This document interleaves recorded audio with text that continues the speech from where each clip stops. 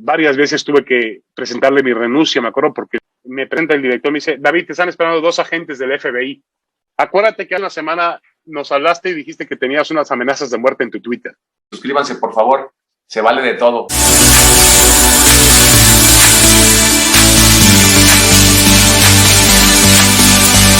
Estamos en otra edición de La Cancha de Avelar, un proyecto que vamos iniciando y que hemos tenido algunos invitados muy especiales, el último Miguel Herrera, el Piojo, y ahora tenemos pues a una figura de figuras del otro lado, colega, que iniciamos pues juntos en un mismo medio de comunicación, La Afición.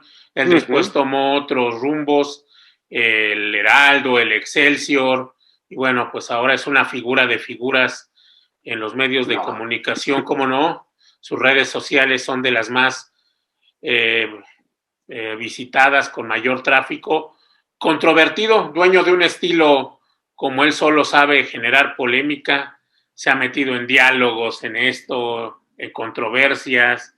Bueno, apenas la última, la del América, contra que llenó las redes sociales con el burro Van Rankin y cosas así, pero bueno, pues le damos la bienvenida, un gusto, un agradecimiento que esté aquí con nosotros David Faitelson. Bienvenido, David.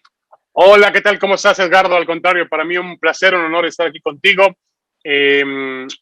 Obviamente, lo has dicho muy bien, comenzamos juntos en aquel periódico La Afición, hace muchísimos años ya. Y bueno, hemos andado en la brega, en el camino del periodismo deportivo durante muchísimos años y me da mucho gusto, es un gran placer poder estar contigo y aquí platicando, como siempre, de algo que nos apasiona, que es el deporte, el fútbol, el periodismo deportivo. Así que un placer, Edgardo.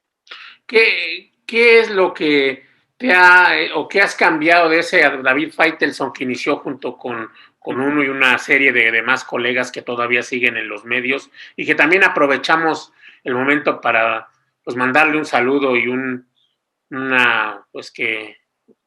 condolencias a la familia de Gerardo Valtierra, que fue de los que casi es contemporáneo de nosotros. Sí, de acuerdo. Sensible fallecimiento. Y bueno, pues un saludo a toda la familia de Gerardo Valtierra. Bueno, pues David, ¿qué te hizo para hacer esa transición y ahora ser todo un ícono pues, en el periodismo controvertido? ¿Qué has hecho? ¿En qué te has transformado? Bueno, he tratado de adaptarme a las épocas, diferentes épocas, Edgardo. Obviamente, tú me conoces bien, soy un periodista de prensa escrita, como tú. Nos hicimos frente al teclado, hoy es un ordenador, es una computadora, pero todavía escribíamos en aquellas máquinas de escribir y había que poner, me acuerdo, una copia con papel carbón para enviarle, siempre dejar un testigo y darle el original al corrector de estilos, que hoy cuando le digo a alguien en la redacción en digital, en ESPN, oiga, no hay ni un corrector de estilo. Me dijo, ¿qué es un corrector de estilo? Bueno, nosotros teníamos un corrector de estilo que era realmente intransigente, que realmente era exhaustivo, cuidaba los puntos, las comas, la ortografía, por supuesto, la sintaxis, cuidaba todo aquel, el hombre que controlaba el corrector en los periódicos. Pero yo siempre fui un periodista más de prensa escrita. He tratado de adaptarme primero a la televisión, al radio, que no era lo mío, y ahora a los medios de comunicación que están reflejados en las redes sociales. Ese ha sido, creo que, el gran reto, Edgardo, de todos nosotros. Sobrevivir cuando la tecnología se nos viene encima, cuando la tecnología nos puede pasar y aplastar. Entonces se trata de estar al día, se trata de tratar de acoplarse a esa época. Nosotros yo comencé y también tú comenzaste con la época de los linotipos. Sí. Los linotipos, la gente no sabe qué son los linotipos, Edgardo. Eran para explicarle poco y rápido y en un corto tiempo, pues eran unas cosas unos metales que se armaba una persona, toda la frase y todo, iban poniéndolo pues, ¿cómo se dirá? Eran como tiras de metal, sí. De metal así, era realmente como, es decir, hubo una época en la cual yo supongo que eso no cambió mucho de lo que fue la vieja imprenta a como hacíamos nosotros los periódicos, porque yo todavía me acuerdo que a las 4 de la mañana en Bucareli pues poníamos tinta encima de la página y luego una hoja fresca con un poquito húmeda, la poníamos sobre la tabla de metal, sobre la página, y enseguida nos salía ya el periódico, cómo iba a salir el día siguiente, y ahí hacíamos las últimas correcciones que habían podido tener errores de ortografía o de algún punto que les faltó, o vaya usted a saber en linotipos. Pero todo esto se ha transformado, se ha cambiado a un mundo muy rápido, un mundo donde ahora tenemos el Twitter, tenemos el Facebook, tenemos el Instagram, y cada día inventan una cosa más para que todavía sea una comunicación más ágil, más rápida. Se ha perdido un poco del estilo aquel famoso del periodista, sobre todo en lo que nosotros hacemos, porque hoy pues es muy fácil encontrar a gente que en los medios de comunicación, que no en las redes sociales, de pronto se sienten comunicadores, se sienten periodistas, y bueno, tienen su canal y tienen ya ni siquiera escriben, eso no es necesario para ser periodista deportivo. En la época en la que Edgardo y yo nos abrimos camino, pues era necesario tener redacción. Yo siempre decía, cuando vienes de un periódico tienes la redacción, que es lo menos que le puedes pedir a un periodista, redacción y tener ortografía.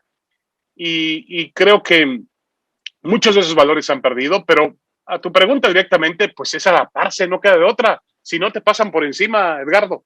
Sí, claro, uno tiene que adaptarse ahora, pues cualquiera ya en su blog personal, ya siente antes para hacer o opinar, tener una columna de opinión. Uno antes era un reportero que llevabas las noticias y que le dabas el qué, cómo, cuándo, dime y dónde, los géneros periodísticos, pero para opinar, para meter opinión en una nota informativa, pues tenía que hacer un proceso y que lo fuimos, fue haciéndose un desarrollo entre más experiencia, pues los jefes quizá te permitían ciertas cosas, pero antes los jefes, y no es porque yo compare o comparemos lo de antes a lo de ahora, uno ha tenido que transformarse, ya son, creo, cerca de 3 décadas y media de periodismo, casi 35 años, entonces uno que ha tenido que adaptarse, pues tú tomaste esta batuta, te fuiste del equipo de periodista muy connotado,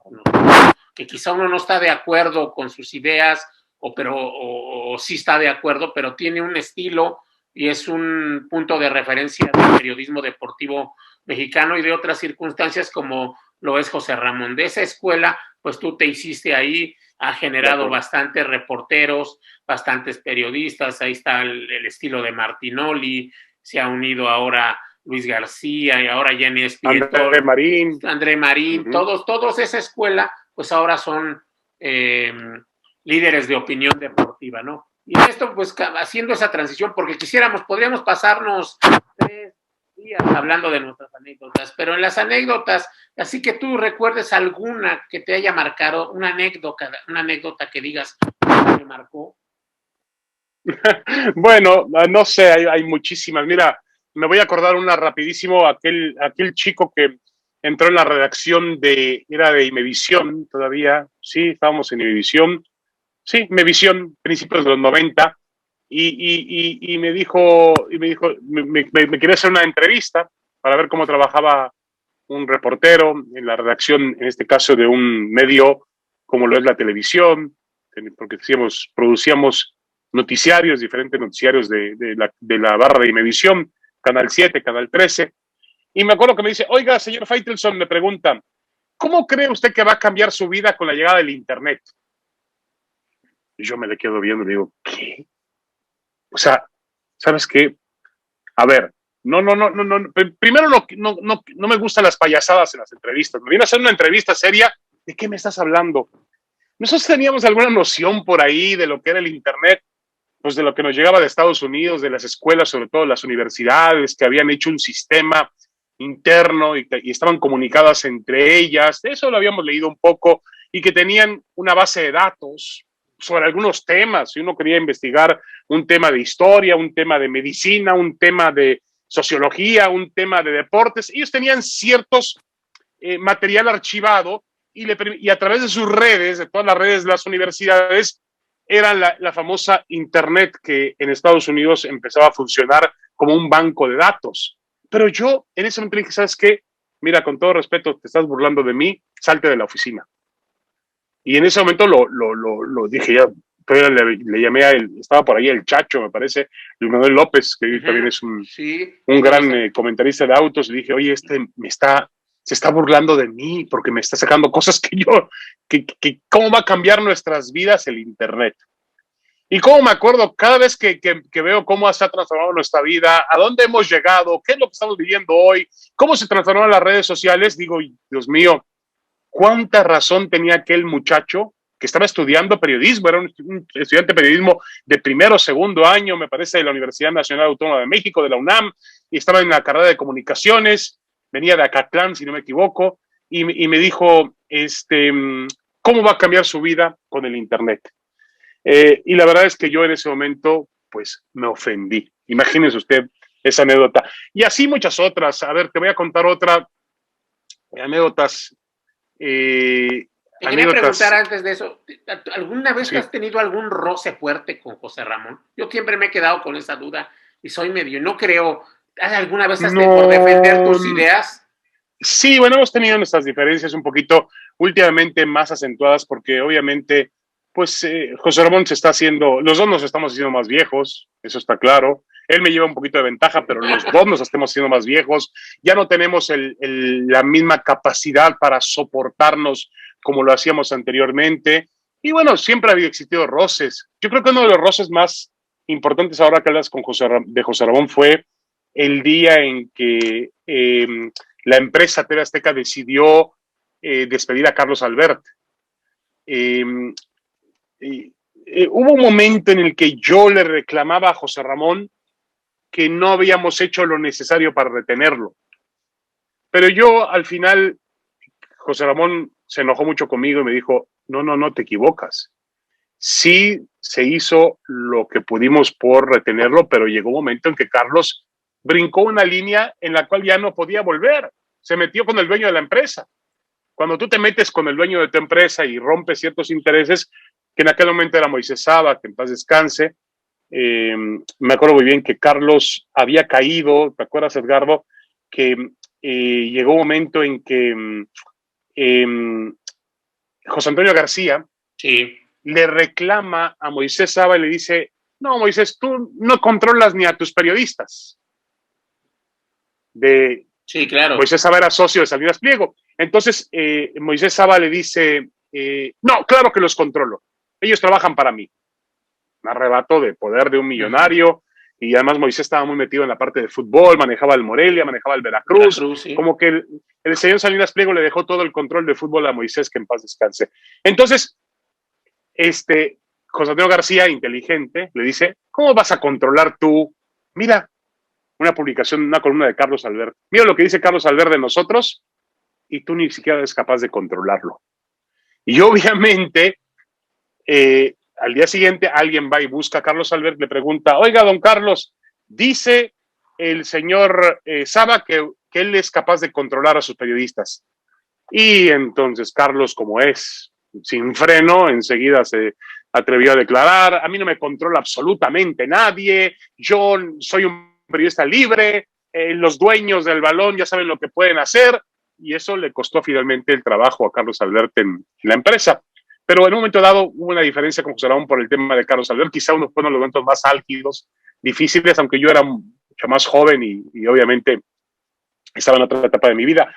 Pero así diferencias con José Ramón, no. Hemos vivido momentos difíciles, momentos complicados. José Ramón es dueño de un carácter, tú lo conoces también, Edgardo, es un carácter muy fuerte, sí. que ha ido mejorando y empeorando, porque yo creo que mucha gente de hoy conoce al José Ramón Light. El José Ramón que yo conocía era muy estricto y era un tipo que no permitía ninguna distracción, no permitía ningún error. Varias veces tuve que presentarle mi renuncia, me acuerdo, porque mire, José Ramón, se nos fue la noticia. Yo era el jefe de información y a veces algunas noticias, pues, como a todo el mundo, teníamos días buenos, días malos.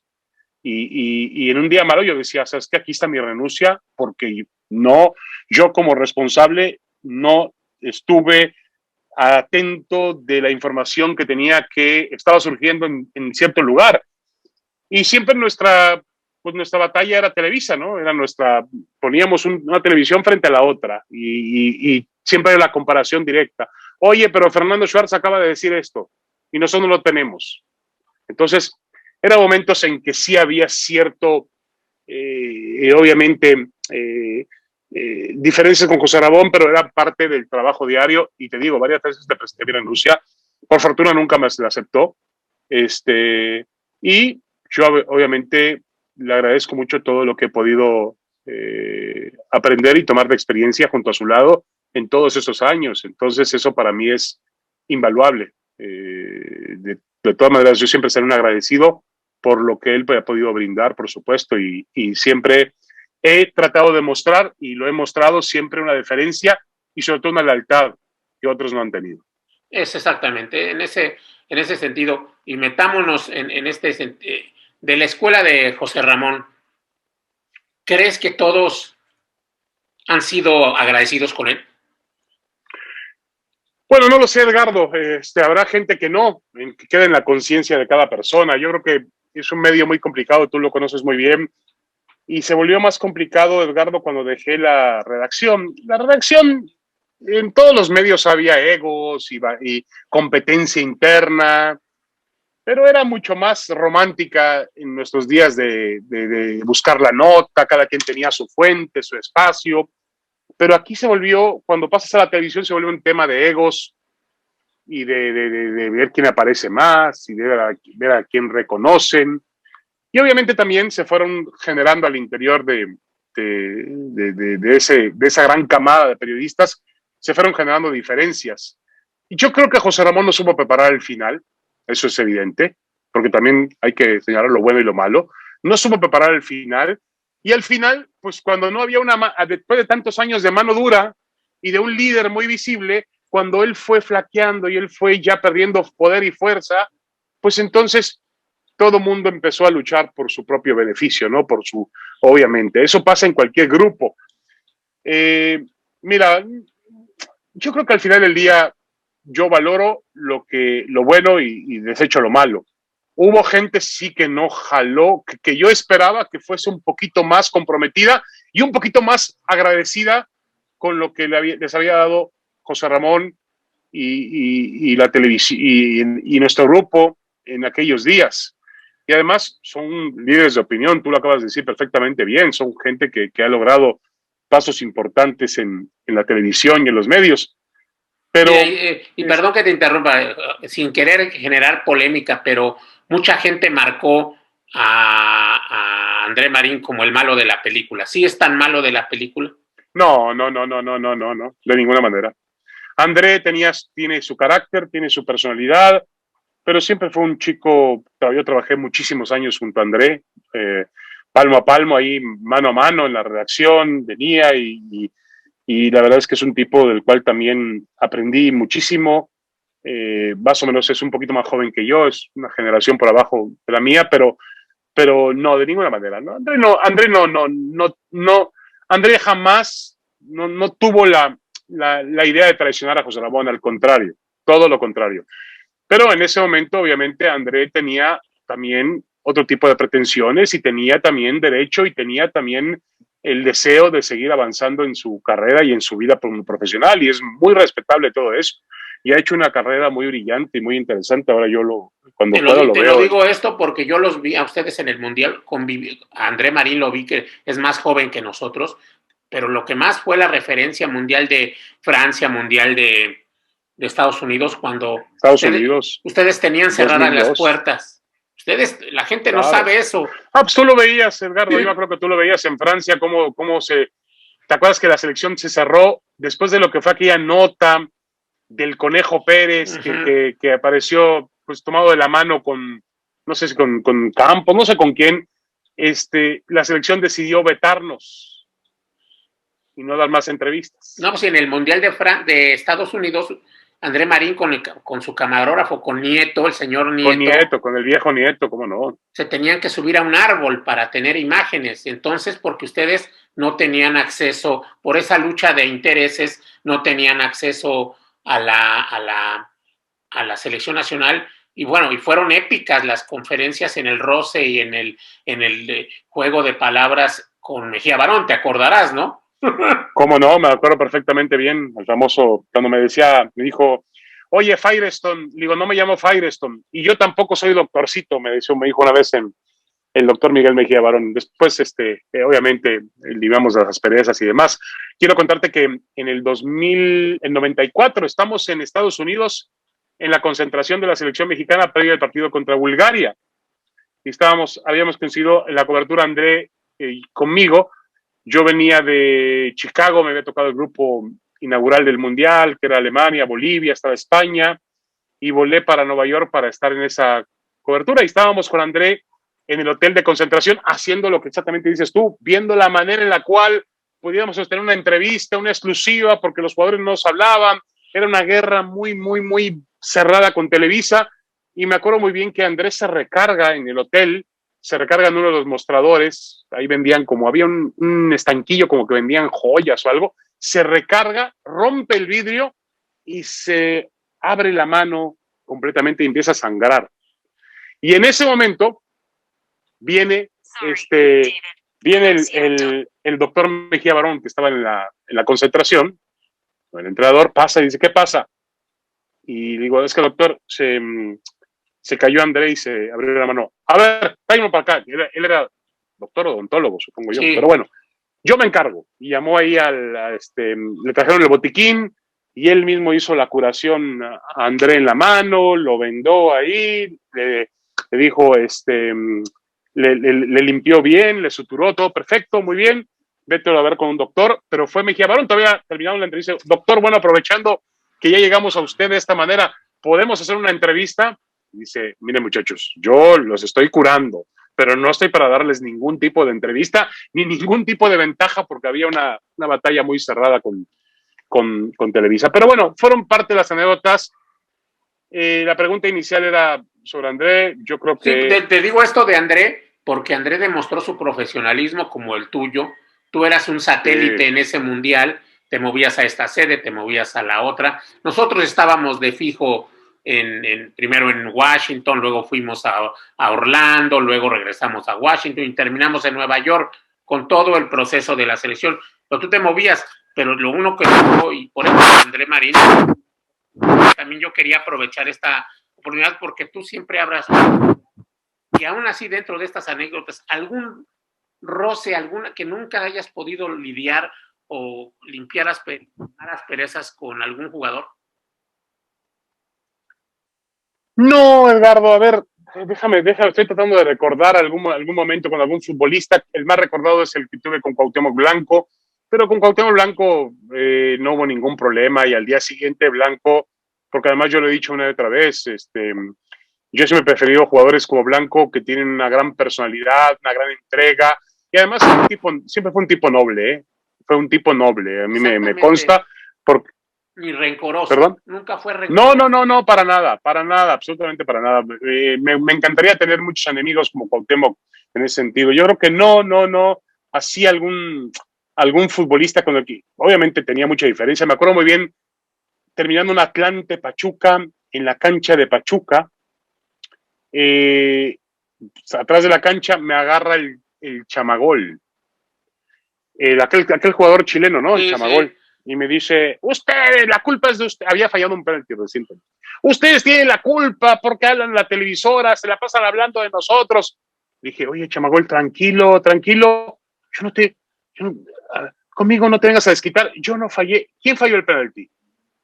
Se me fue encima con todo.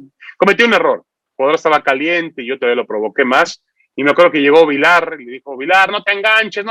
Lo abrazó Vilar y se lo llevó al vestidor. Y ya voy caminando rumbo al vestidor y me encuentro a Miguel Herrera, que es el técnico del Atlante. Digo, oye, Miguel, uno de tus futbolistas, pues, terminando el juego, se me viene encima, corrió para acusarme a mí de algo que nosotros decimos en la televisora, yo no sé qué sea. Por favor, ayúdame y dile algo.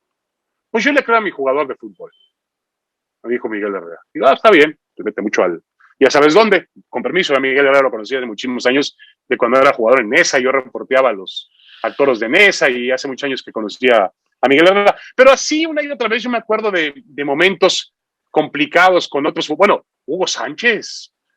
Cuando Hugo regresa al fútbol mexicano, Edgardo, regresa a jugar con el América. Y obviamente nosotros, ¿te acuerdas que con Hugo, la relación con Hugo no era de lo más positiva? José Ramón se había quedado un poco molesto, o muy molesto, porque acuérdate que transmitieron a Pumas durante muchos años en Canal 13, y cuando se va a España el contrato es de Televisa. Y eso a José Ramón le molestó muchísimo. Pero regresa Hugo, y me acuerdo que ven que entré, yo no iba mucho al campo del América, iba poco al campo del América. Es más, la primera vez, te voy a contar una data, la primera vez que voy al campo del América es acompañado de Porta.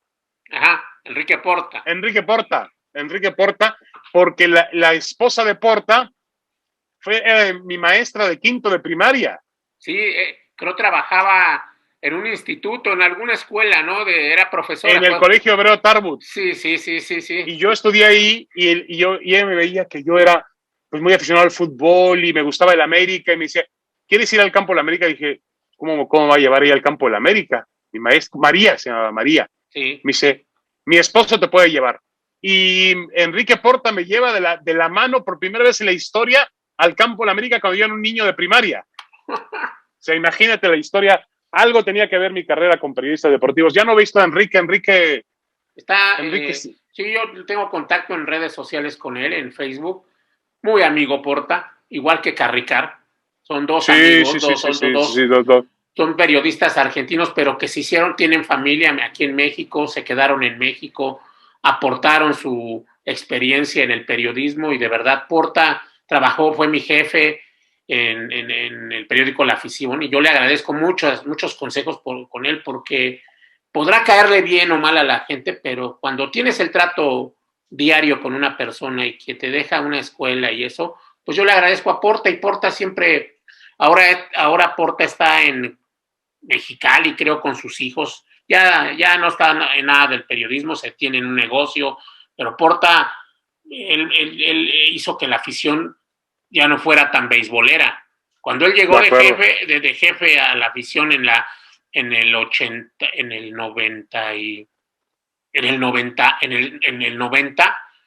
cambió la afición porque la afición era beisbolera, 100% beisbolera, entró el color, las páginas a color y Porta fue esa transición de que cambió la forma de ver el periodismo en la afición, porque ahí se hacían mucho de béisbol, no se tomaba mucho en cuenta el fútbol. Entonces, sí, claro, era los días de Tony Morales, ¿no? Tony Morales, sí, que en paz descanse. El señor Bermejo.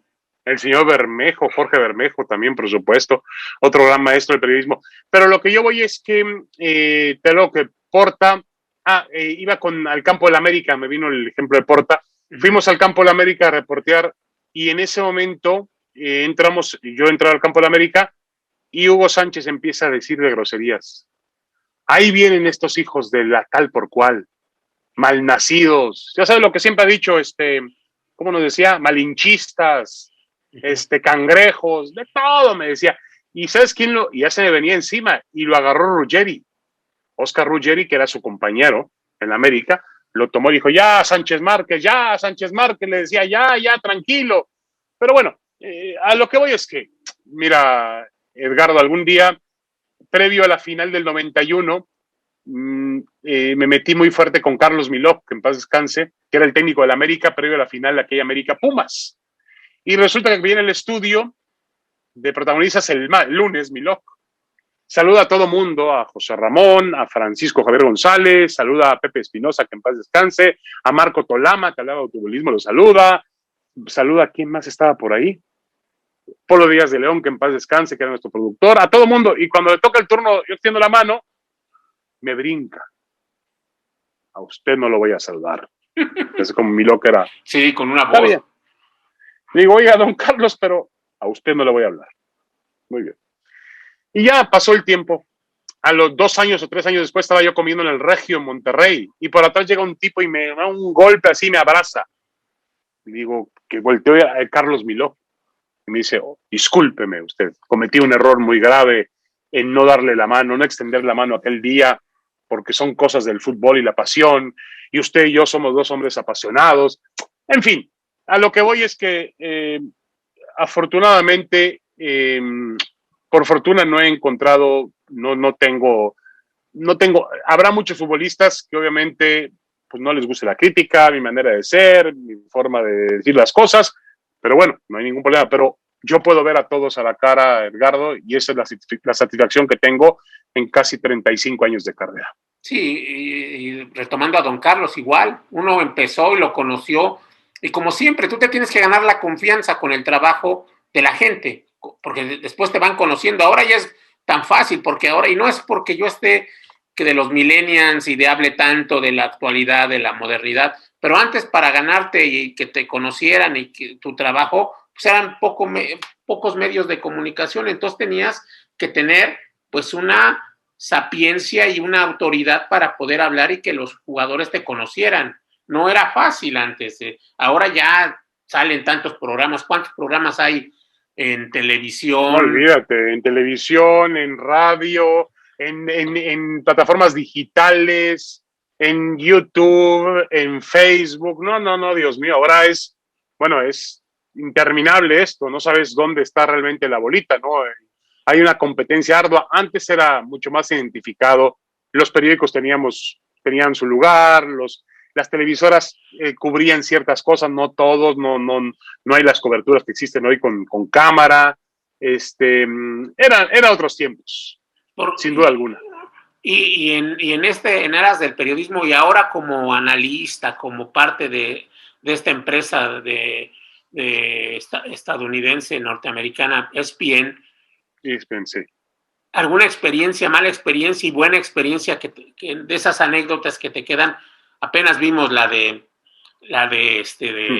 con el burro, y a mí me pidieron que te preguntara, y vamos a ir poco a poco, y ya dejaremos al ratito si en verdad vas a cumplir o no se va a cumplir, pero ahí se va. Pero No, mira, no es fácil. A ver, tocamos primero el tema de ESPN. El tema de ESPN es un tema donde también he tenido mis diferencias, obviamente, con algunos en la mesa, pero bueno, es una empresa que trata de traer periodistas de diferentes escuelas, de diferentes pensamientos, y bueno, no vas a estar de acuerdo con todos, y yo he aprendido mucho que hay que evitar la descalificación personal. Yo voy a descalificar a Edgardo Avelar, no de manera personal, sino voy a descalificarlo por lo que él debate, por lo que él piensa. Voy a decir, no estoy de acuerdo contigo, Edgardo, en lo que tú piensas, pero no voy a meter ni contigo, ni con tu persona, ni con tu físico, ni con tu carrera. Yo creo que no hay que llevarlo a un tema personal. claro. Y mientras no rebases esa línea, pues puedes mantener un tema un poco más tranquilo. He tenido mis roces en las mesas con Paco Gabriel de Anda, en su momento Ricardo Peláez y con otros compañeros también que están ahí. Yo sí valoro mucho lo que tiene esta empresa, la libertad y de cada quien pensar como quiere pensar, y obviamente he entendido muy bien que hay que seguir una línea de respeto para poder también mantener una armonía que es importante en el trabajo. No es un equipo al estilo que teníamos con José Ramón, donde nos sentíamos un equipo, una familia muy compenetrada, íbamos hombro con hombro. Aquí es un trabajo más individual, es un trabajo más frío en ese sentido. No hay tanto esa necesidad de pertenencia que teníamos nosotros, de pertenecer a unos colores, a un equipo, a una ideología, a una forma de ser. Aquí en ESPN es muy diferente, se hacen las cosas de manera muy diferente, pero bueno, cada uno aprende esas situaciones, ¿no? Mira, yo generalmente cuando tengo un problema con un compañero, trato de que no dure más de 10 minutos, es decir, terminando el programa, bajo, como pasó con Paco Gabriel, bajó el programa y lo conté en el estacionamiento y le dije, mira, te ofrezco una disculpa, me equivoqué, trataré de que no vuelva a ocurrir en el camino, y no me guardo ningún rencor. No soy una persona que viva con rencores. Imagínate si viviera uno con rencillas. Suficientes problemas hay en nuestra vida, Edgardo, como está hoy de compleja, como todavía para tener que acumular rencores por cosas del trabajo, por una discusión de fútbol. Imagínate, no son las cosas, una discusión tan trivial como lo puede ser un tema de fútbol, algo realmente, con todo respeto, intrascendente, trascendente para nosotros que trabajamos en esto, obviamente, con mucha seriedad, con mucho profesionalismo, pero no deja de ser una distracción, ¿no? Para la gente. Y el tema, hace poco que surgió con el Burro Van Ranking, yo no tengo ningún problema con Van Ranking, es un tipo al que yo me río mucho con él, a veces hace la labor que no hacen mucho los comentarios de Televisa, porque él realmente se calienta y debate, ¿no? A su manera, a su estilo, porque es un americanista prácticamente de recalcitrante. Él representa a la América, representa el americanismo, siente los colores de Televisa en el pecho, y bueno, eso a mí me da mucho gusto y lo respeto y lo admiro por esa situación. Y me puedo llevar con él en algún tipo de polémica, ¿no? Lo que pasa es que en esta última situación fue un tema de una campaña, porque de pronto empezaron a aparecer en mi teléfono, en Twitter, pues mensajes de productores de teatro, productores de televisión, artistas, actores. Y yo, bueno, yo no pertenezco a este medio. A mí, perdóname, a mí me mientan la madre otra clase de personas, no personajes del mundo del espectáculo. No es mi mundo. Y dije yo, ¿quién fue? Pues fue Van Ranking. Acumuló, es decir, rodeó bien a su gente, me fue encaminando y aparte puso un hashtag que era Lord Deudor. Está bien, no, me río de esa situación. Yo no soy deudor de nadie, por fortuna pago mis impuestos tanto en México como en Estados Unidos, no le debo nada a nadie.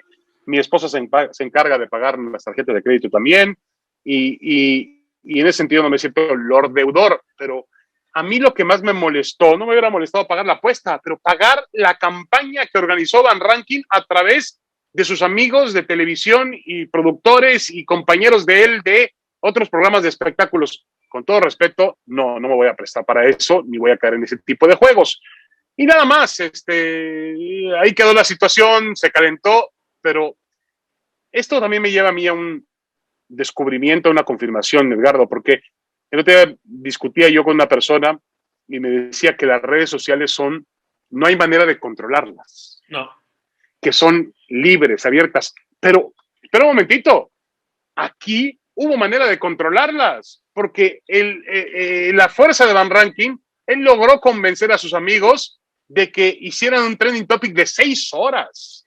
6 horas fue trending topic con Lord Deudor, en un país que tiene problemas de pandemia muy graves, que tiene problemas de inseguridad, que tiene problemas de economía, que tiene problemas de gobernabilidad, de cualquier tipo, y yo era el trending topic 6 horas. O sea, dice uno, bueno, a ver, ¿de qué se trata esto? Es una situación muy rara, pero a mí me queda claro que también las redes sociales, también Twitter y algunas redes, de alguna manera las puedes ir controlando y la gente va metiéndose, y como había gente de la América, que obviamente aficionados de la América que decían, vamos a aprovechar este momento para meternos en el tema del Lord Deudor. Pero, insisto, no tengo ningún problema con el ranking. Y la apuesta pues no la pago porque primero nadie me la aceptó y segundo pues fue parte de una campaña que hizo Van Ranking nada más. Yo metafóricamente, porque puse en Twitter en el que digo, estoy seguro de que la Federación Mexicana de Fútbol no se atreve a quitarle los 3 puntos a la América. Ha puesto mi casa, ha puesto mi cabellera, ha puesto lo que sea, pero una manera de retar al poder. Qué bueno que finalmente la Federación, y mis respetos y aplausos, tuvo la valentía y la capacidad de hacer prevalecer el reglamento por encima de cualquier cosa. Yo creo que ese detalle de haber sancionado a la América fue un paso adelante de una credibilidad.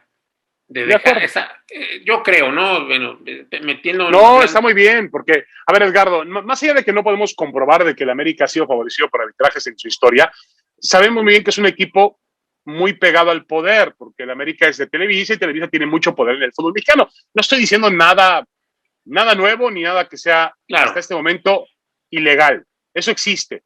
Pero qué bueno que la Federación Mexicana de Fútbol, ante un tema, una anomalía, ante una violación del reglamento, pudo en efecto castigar a la América. Como tú dices, mostró que tenía un poco de credibilidad. Ese fue el punto. Yo creo que radicó ese detalle y fue un paso adelante a favor del fútbol mexicano. Y oye, y dentro de toda esta plática y así, que a veces quizá uno es más solemne en estas entrevistas, ¿le vas a algún equipo? No, mira, yo te digo que de joven le iba yo a la América. Mi papá era americanista. sufría mucho con el América, pero también con el paso del tiempo, Edgardo, cuando uno se mete en los medios, y seguramente te pasó a ti y a otras personas, Sí, uno va dejando un poco esa afición que uno quisiera tener esa necesidad que tiene el aficionado de gritar, de el gol de su equipo, de sufrir, de que te suden las manos cuando tu equipo va perdiendo, ganando, pero lamentablemente con el paso del tiempo, pues se pierde ese tipo de condiciones, ese tipo de situaciones. Lástima, porque es una de las cosas que me gustaría recuperar. de niño, ¿hasta cuándo? Y dijiste, no, pues ya no, hasta que entraste a los medios, Cuando dejaste de... empecé a trabajar en los medios, cuando empecé a trabajar en los medios, ya ahí, a partir de ahí ya empecé a decir, ya no tenía tanto valor para mí el ser el aficionado como lo eran en mis días cuando yo veía el fútbol con mi padre y lo disfrutaba y lo gozaba. Y me acuerdo muy bien que cuando veíamos, poníamos, fíjate, veíamos Deporte B, ponía Deporte B y decía, no pongas a esos amargados, porque mi papá era americanista. Dice, no, esos son amargados, esos siempre hablan mal de la América. Imagínate lo que son las cosas. Mi papá después murió y nunca vio que yo trabajé en Canal 13 con los amargados, pero bueno, su sentir era ese, realmente porque era pues prácticamente la meca del antiamericanismo, ¿no? Ahí Claro. con todo lo que significaba José Ramón y los que estaban en aquella época, Orbañanos y Fabris y Carlos Alberti y demás. Yo también, y yo que te conozco también, tú, claro que uno quiere que la selección mexicana algún día logre ese quinto partido o por lo menos se meta hasta adelante. Claro que lo gozarías, ¿no, David? Hombre, totalmente. Pero es que, a ver, la gente se equivoca. Nosotros, sí, muchas veces, y tiene razón, nos iba mejor periodísticamente hablando cuando la selección perdía, porque éramos críticos, porque éramos duros, ácidos, porque decíamos lo que Televisa no podía decir. Por eso, ahí estaba nuestro secreto. En el triunfo, cuando ganaba la selección, nuestro rating bajaba. Pero obviamente que como mexicanos nos gustaría ver algún día el fútbol mexicano en el nivel que en realidad tiene que estar, porque México tiene todo para ser una potencia del juego y tendría que serlo. Claro, claro, con lo de lo que pasó cuando con Miguel Herrera, lo del en Holanda, el gol, que el penal y eso. Claro que nos hubiera gustado ser, que lo hubiera ganado a Holanda con el gol de Giovanni y todo eso, ¿no? O sea, mucha gente... Y así una y otra en otras ocasiones. La gente no entiende que sí, nosotros, obviamente uno tiene que, yo creo que un periodista tiene que mantenerse un poco alejado del apasionamiento para poder dar juicios adecuados para el aficionado, pero de que nos gustaría que México triunfara en el fútbol y de que diera ese paso de calidad, que hemos disfrutado los campeonatos mundiales infantiles, que hemos disfrutado la medalla de oro de los Juegos Olímpicos en Londres, indudablemente que sí. Tu mejor evento que hayas cubierto, David, tener una anécdota o que tengas de tus viajes alguna anécdota que no sepamos, que no hayas manejado alguna así, debes tener muchas. No, muchísimas. Los Juegos Olímpicos para mí me han marcado realmente.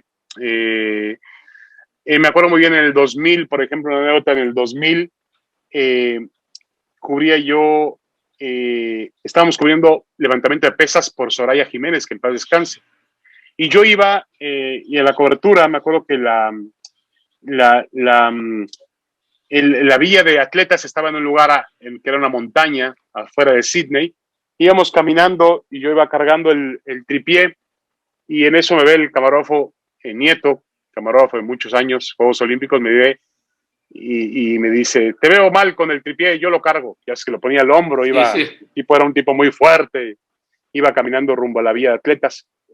Y yo me iba quedando en el camino. Cuando volteé a Nieto, me quedé, iba rezagado, me dolían mucho los músculos, los huesos, iba yo bastante mal.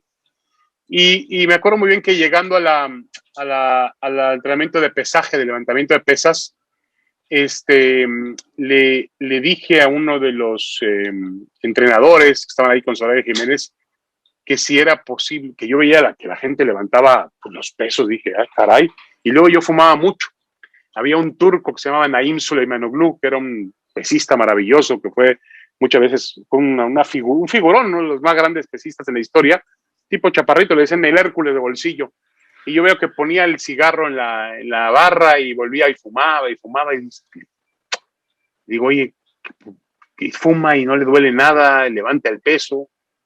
Me dijo el entrenador cubano, te voy a poner una inyección y te vas a quedar como nuevo. Pues me metí ahí, ya lo que sea, me dolía mucho el cuerpo, me metí, me inyectaron. Cuando llego al centro de televisión donde estaba nuestro estudio, me empiezan a ver los compañeros y me dicen, hay que llamar paramédicos y una ambulancia. Me estaban dando un shock. O sea, me estaba haciendo la medicina que me habían puesto, la sustancia que me habían puesto, me estaba cerrando la garganta, no podía respirar. José Ramón se puso como loco. Jessie, que es nuestra directora, empezó a gritar, llamaron a los paramédicos, me subieron a una ambulancia. Un tema realmente porque a mí me dolían mucho los músculos. Dije, no, pues si los levantadores de pesas están fumando y levantando el pesas y se ven a todo dar y no les duele nada, pues yo quiero hacer lo mismo. Bueno, por poco me cuesta la vida en el 2000, en Sydney 2000. Y así muchas otras anécdotas. Recordarás en Holanda, previo con la Volpe, en las camitas que habían en el hotel en esa ciudad pegada al mar en... ¿te acuerdas de la ciudad esa fría donde nos llevaron que se enojó con el Kikín Fonseca, que era la gran novela previa al Mundial del 2006, correcto? Y las camas, yo cuando entré, pues uno es corpulento, entonces veo la cama y dije, estas son camitas de Hansel y Gretel, estos son para personita, sí. No, y había otra anécdota ahí, Edgar. Nosotros llegábamos de transmitir en la noche al hotel y el desayuno venía incluido. Y el dueño era como poquitero del hotel, me acuerdo que nos guardó. Ya cuando vio que veníamos todo el equipo a comer, nos arrasábamos con todo. Quesos, panes, fruta, pescado, lo que habría, era nuestra cena. Claro. Porque veníamos de trabajar, por el cambio de horario, veníamos de trabajar en la noche, transmitimos en vivo Protagonistas y regresábamos a comer. Y el dueño del hotel hacía unos corajes, medio poquiteros, y bueno, todo lo partía así. Partía la fruta en pedazos pequeños, solo agarrábamos como si fueran, nos comíamos toda la fruta, los quesos, y el tipo empezó a enojarse. Fue también una buena experiencia. Previo al Mundial del 2006, con muchísimo frío, quién sabe por qué la Volpe nos llevó ahí a la costa holandesa, ¿no? Hasta allá arriba. Norwich se llamaba, Norwich la ciudad, Norwich. De acuerdo. Y luego después fueron a jugar al estadio del PSV, fueron a jugar ahí, jugaron contra Holanda, y luego fuimos a París, ¿no? Jugó México-Francia. Sí. Mucha gente, y de estas anécdotas, Jimmy Goldschmidt, que en paz descanse, nos llevó a su departamento en París, de su mamá. Sí, claro. Jimmy Goldschmidt tenía... Tomar el té a las 5 de la tarde, yo no sabía ni que íbamos varios reporteros y no sabíamos con la señora cómo comportarnos, un departamento... Porque parecía de la realeza la señora. No. Y Jimmy era un tipo de la realeza. En realidad era Sir Jimmy Goldschmidt. Sí, entonces... Tenía unos contactos maravillosos, en paz descanse Jimmy, unos contactos maravillosos que el fútbol mexicano tenía que haber aprovechado. Bueno, aprovechó en aquella época porque él conseguía los partidos internacionales. Y Jimmy llegaba a cualquier parte del mundo y le abrían las puertas. En Inglaterra era increíble cómo era conocido y reconocido Jimmy Goldschmidt. Sí. Yo cubrí un partido México contra Inglaterra en Wembley, con Bora Milutinovic dirigiendo a la selección mexicana, si no me equivoco. ¿Era Bora? Yo creo que sí era Bora. Y me acuerdo muy bien que Jimmy Goldschmidt había hecho los tratos para lograr ese partido. Y me acuerdo, le digo, Jimmy, yo tengo algo que siempre he querido conocer desde muy niño. ¿Qué? Los vestidores del estadio de Wembley. Eso es imposible. Pero déjame ver. Ya ves cómo hacía y escupía, ¿no? Con el puro. Sí. Y me llama una tarde después del entrenamiento. Hoy va a ser tu sueño de niño. Te voy a enseñar los vestidores de Wembley. Me metió a los vestidores de Wembley, del antiguo Wembley viejo. Todavía no era el estadio remozado y todavía eran vestidores de madera, en madera pintada en rojo. Increíble, impresionante. Uno de los grandes momentos de mi carrera profesional cuando pude conocer los viejos vestidores del estadio de Wembley. Increíble. David, preguntarte, ¿los medios, el internet, todas las redes sociales, crees que alguna vez rebasen a la televisión? ¿La superen? Sí, yo creo que la televisión está tiende a desaparecer. El sentido, como la conocemos tradicionalmente, los canales de televisión, ahora va a tratarse más de contenidos. Quien tenga los derechos de un partido de fútbol, de cierta liga, quien tenga tal programa o de televisión o tal show de estudio, pero el tema, Edgardo, de los canales, ya los canales no son tan importantes. Hoy yo a mis hijas les digo, ustedes les voy a poner una televisión en su cuarto. Y me dicen, papá, televisión en el cuarto, ¿para qué queremos televisión en el cuarto? Con que nos pongas una tableta, Sí. Y tengamos Netflix o tengamos Disney o tengamos HBO, con eso es suficiente. Entonces, imagínate, yo lo que hubiera dado en mi vida por tener una televisión en mi cuarto de pequeño. Sí, sí, y, sí. y ellas hoy se dan el lujo de decir, no, eso no nos interesa, papá. ¿A qué queremos una televisión? Ya es algo que no sirve. Yo creo que en la manera en la cual la conocíamos, la televisión ha cambiado y va a cambiar todavía más. Otra pregunta. ¿Ves que ha habido también esa controversia que los exfutbolistas dicen que los periodistas no sabemos de fútbol? Y tú has dicho lo contrario, que los futbolistas no saben de periodismo. ¿Cómo ves? ¿Cómo equilibrar eso? Sí, es que yo creo que cada quien tiene su lugar. Yo entiendo muy bien que a los futbolistas sean utilizados por la televisión para dar puntos de vista sobre cosas que ellos vivieron en la cancha y tienen una imagen y solamente ellos pueden hablar de eso. A mí lo que me molesta es que el periodista, el exfutbolista o exdirectivo utilice la televisión para promoverse y para alcanzar sus fines personales y no el fin común de la televisión. Es decir, ellos tienen su propia agenda en la televisión para tratar de lograr ciertas cosas. No se comprometen. Eso sí, siempre hablan de una jugada, del fuera del lugar, de que si fue mano, de una formación de 4-3-2, de esto, de lo otro, pero nunca se comprometen. En un tema álgido, dan un paso hacia atrás. ¿Por qué? Porque a lo mejor sienten que algún día pueden dirigir ese equipo, o pueden trabajar en ese equipo, o les puede ayudar a ese equipo. Entonces, ese es mi único reclamo, que no se comprometen. Por lo demás, entiendo que ellos son utilizados por la televisión porque pueden darle un extra que no está en capacidad nuestra del periodismo dar. Pero al momento de comprometerse, generalmente el exfutbolista, el exdirectivo, desaparece del mapa. Claro, exactamente. Oye, David, y también cuando esas diferencias entre Televisa, TV Azteca, a lo mejor te llevaron a no tener una buena relación con ex colegas de Televisa, ahora que están en Televisa o TV Azteca, todo eso al final se ha subsanado, eres amigo de este, eres amigo del otro, o sea... Sí, no, o sea, no, al final de cuentas... Mira, con Enrique Bermúdez, que tuve varias diferencias con el perro Bermúdez, todas quedaron finiquitadas, él entendía muy bien que eran otros tiempos, otro tipo de disputa, del rating, de la pasión, de la escuela de José Ramón, que nos hacía ver que Televisa era el enemigo y que ese es el enemigo que teníamos nosotros que perseguir y destruir en términos coloquiales, entre comillas, teníamos que ganarle, superarle el rating de televisión. Todo ese sentido, pues la mayor parte lo entendieron, ¿no? Espero que lo hayan entendido bien. No tengo una gran relación con ellos, pero como gente decente y educada, si en algún momento yo les falté el respeto, yo voy y les digo, oye, una disculpa, te falté el respeto, y les doy la mano y se acabó, no pasa absolutamente nada, no hay ningún problema en ese sentido.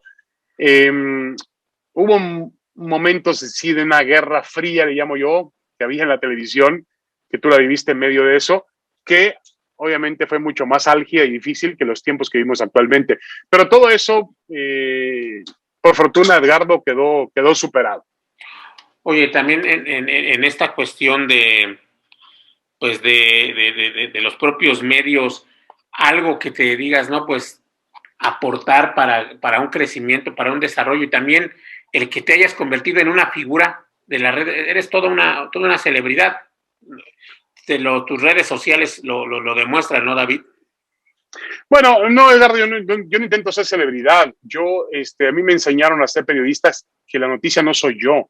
La noticia es el deportista, la noticia es el jugador de fútbol, es el atleta. Esa es la noticia. Lo que pasa es que las redes sociales, pues a lo mejor te dan cierto protagonismo, cierta condición que yo en lo personal no persigo y que llego a encontrarlo, obviamente, y hay que saber manejarse, no marearse, tampoco te puedes marear, porque si no, la caída mientras más alto subes, la caída es más prolongada y más duro el golpe que te vas a dar. Entonces yo creo que se trata de eso, de tener control, de tener calma. En las redes sociales se dicen cualquier cantidad de cosas. Tienes que saber dar como recibir. Yo siempre digo, hay que tener cuidado con eso porque en las redes sociales, pues no hay un control, hablábamos hace un instante, de calidad, de ética, de una cuestión en la que finalmente la gente no entiende que estamos hablando de un deporte y que no puede amenazar tu vida un deporte, ni no es bueno meterte con tu familia, ni insultarte, ni meterte con tu físico. Mucha gente no lo entiende así. Las redes sociales son una jungla donde hay que sobrevivir y aquellos que aceptamos el reto de participar en ello, no es que sea un juego, pero sabemos que hay que cumplir con ciertas cosas en las redes sociales y otras más, rehusarse a ellas. Pero a lo que voy es que hay que saber manejar las redes sociales. Porque si no las sabes manejar, te vas a hundir y te van a hundir y te vas a atormentar y tu cabeza va a llegar a ser un momento en que te vas tan revolucionada y tan caliente que te vas a decir, ¿sabes qué? Me salgo de esto. Yo conozco compañeros, por ejemplo, Héctor Huerta, que no le gustan las redes sociales. O sea, no le gusta el Twitter. No le gusta el Twitter. Bueno, pues lo entiendo y lo reconozco, no hay ningún problema. Y lo he hablado con él, Héctor, métete al Twitter porque el Twitter es importante, es la red social más oportuna, más rápida. Tienes que estar ahí. No, porque yo cuando leo lo que dicen de mí, me provoca mucha angustia, dice. Bueno, yo también a veces leo lo que dicen de mí y a veces no lo leo lo que dicen de mí y a veces leo lo que dicen de mí y me entra por acá y me sale por acá porque no me es nada productivo. O sea, trato de saber cómo jugar con ese tema. Entre comillas, jugar con ese tema. Pero mucha gente no sabe controlar redes sociales. Y quien no sepa controlarlo es mejor que se mantenga alejado de Edgardo porque si no va a sufrir mucho. Claro, o sea, les va a estar pendiente, le va a robar el sueño, ¿no? No, imagínate ir a no poder dormir bien por algo, una polémica de redes sociales o por lo que te dicen las redes sociales o porque alguien en el anonimato es capaz de decirte una grosería o de meterte con tu físico, meterte con tu esposa, con tus hijos. Es un tema un poco delicado, pero hay que saber manejarlo. Yo tuve alguna... Ya para yo tuve alguna vez... Sí, dime. No, te decía que tuve alguna vez me acuerdo que vino un día, me estaban esperando en ESPN Los Ángeles, me presenta el director, me dice, David, te están esperando 2 agentes del FBI. Y el FBI, ¿yo para qué quiero hablar con la FBI? Acuérdate que hace una semana nos hablaste y dijiste que tenías unas amenazas de muerte en tu Twitter. Porque aquí la empresa, como buena empresa americana, le da seguimiento a todo y dice, caray, no vaya a ser que vaya a ser efectivo y a ver, a mí me advirtió un trabajador, le advirtió a su superior que tenía amenazas de muerte y resulta que son verdaderas y yo no hice nada. Pues el jefe enseguida llamó y dijo, pues recomienda a la gente llama a la gente del FBI. Y me senté con 2 agentes del FBI y me dicen, a ver, ¿cómo son las amenazas de muerte? Y digo, no, hay que entender que es un asunto, pues son esta cuenta, estas personas, pero se han pasado diciéndome esto y lo otro, pero en Estados Unidos no lo entendían muy bien, sobre todo con un comentarista deportivo. ¿Cómo amenaza de muerte? Amenazan de muerte a políticos, no a un comentarista deportivo.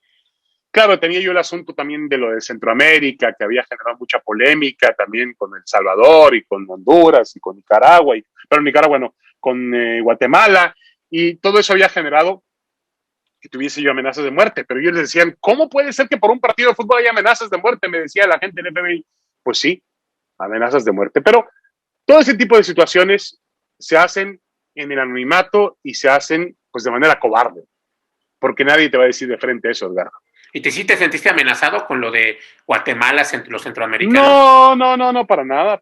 Es que también fue una situación en la que ellos se metían, pues lo hacían ver como si fuera un tema de nacionalidades, claro, de guerra entre un país y otro. ¿Cuándo? O sea, una vez el presidente de Guatemala mandó una carta a ESPN, el presidente de Guatemala, porque yo había ofendido a Guatemala hablando mal de su selección de fútbol. Hazme el favor.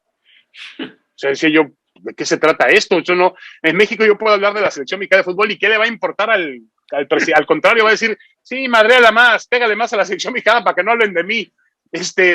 Pero el tema en Centroamérica lo llevan a un asunto un poco más Sí, Diferente en ese sentido, tú lo conoces. Sí, claro. Hay Oye, que David, respetarlo, pero hasta ahí nada más, ¿no? 3 cosas ya para no Sí, señor. seguirte. No te preocupes, Primero, ya. los derechos de por qué ya no hacer las famosas crónicas esas de color, tus reportajes de color. Esa es una. La segunda, lo que se vivió, lo del Cruz Azul, lo que pasó contra Pumas. Quiero saber tu punto de vista de ese tema. La gente me dice, ¿qué opinas de ese sentido? Mira, el color no lo hacemos más porque no tenemos derechos.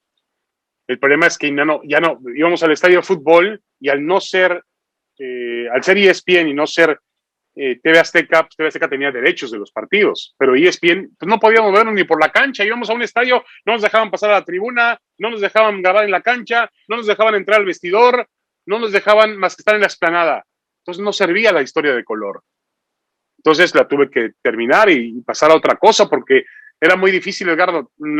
Ahora tenemos los derechos del San Luis, pero generalmente ESPN no tiene derechos de ningún equipo y trabajar sin derechos es bien complicado. En Azteca teníamos los derechos de nuestros equipos y yo aprovechaba eso. Entonces cuando el América visitaba pues al Veracruz o el América visitaba al Morelia y no estaban tan marcados los territorios en aquella época y se podían lograr ese tipo de cosas. Y el tema de Cruz Azul, ¿hablas del penalti del fin de semana? No, de la final. Perdón, no de la final, de la liguilla. De cuando se armó, o sea, todo lo que se generó. ¿Cuál es tu opinión? O sea, del 4-0 que perdieron con Pumas. Sí. Bueno, yo la verdad creo que es un tema, para mí, futbolísticamente hablando, de la mentalidad, la pobre mentalidad que hay en el equipo Cruz Azul, que existió en ese momento. La verdad es que me parece que muy raro de pronto tener una ventaja de 4 goles y desperdiciarla toda en un partido. Además, no poder hacer el gol que te dé el pase. Y Cruz Azul únicamente iba a hacer un gol para poder conseguir su pase a la final del fútbol mexicano.